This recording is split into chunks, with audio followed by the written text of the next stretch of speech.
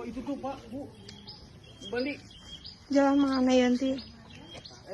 Syederalun Badan Nasional Penanggulangan Bencana mengupdate jumlah korban gempa Cianjur pada Rabu 23 November 2022.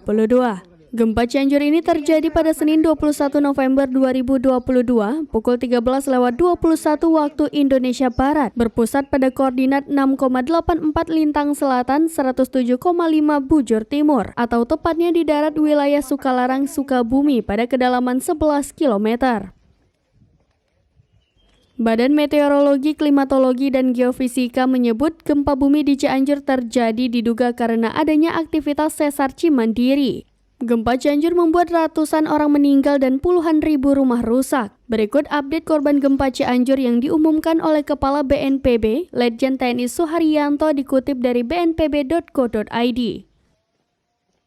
Korban meninggal dunia 271 orang. Korban hilang 40 orang, korban luka 2.043 orang, pengungsi 61.908 orang, total rumah rusak 56.320 rumah, rinciannya rusak berat sebanyak 22.241 unit rumah, rusak sedang 11.641 unit rumah, dan rusak ringan 22.090 unit rumah.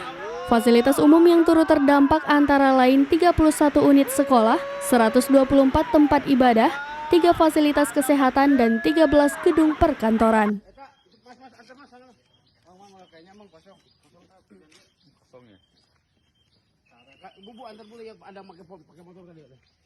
Jadi Yanti lewat